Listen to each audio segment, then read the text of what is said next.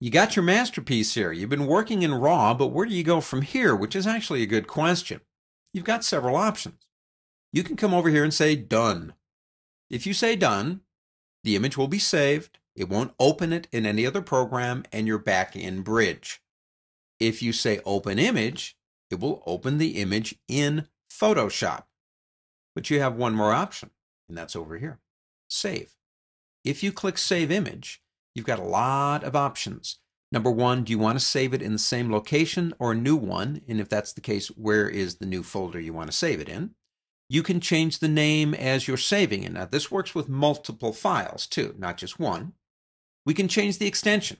When you first open this photo in Photoshop, in order to do anything with it, you will eventually have to save it, like as a PSD. But you've got the DNG format, which we'll talk about in a segment in this lesson in a bit, JPEG, TIFF, or PSD. Notice the upper and lower case there. Some programs, although this is like so rare, it's almost impossible. They're case sensitive about this stuff, especially if you work on the internet. That's why that's there. I usually choose lowercase for everything, and I've never had a problem. The format, digital negative, JPEG, TIFF. If we change this to, say, a TIFF, you see the options will change based on what we're doing. And I do like the DNG format. Like I said, we'll talk about that in a bit. Compatibility into earlier versions of Camera Raw. Andy, I'm working in 6, and my chief editor doesn't have 6 yet. He's got 5.4. He can't open my RAWs. Well, you can now.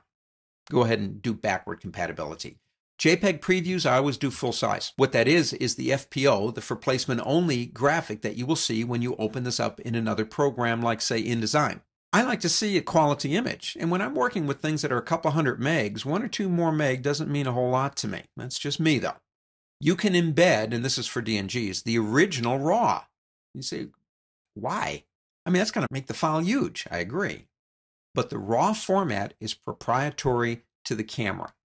And in the years that come and go, eventually some of those proprietary formats are going to be dropped by Adobe because they're so old. And I'm serious about this. You might actually, in the years to come, have some RAW files that you can't open because the RAW format that opened them has been dropped because it's such an old format.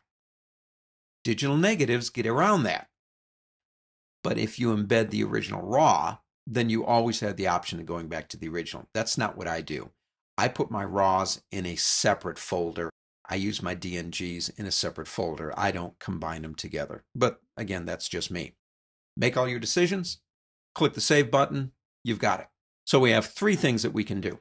We can quit without doing anything, but still save our changes. We can open the image in Photoshop and start rocking. Or we can save it in literally any format you need to get the job done.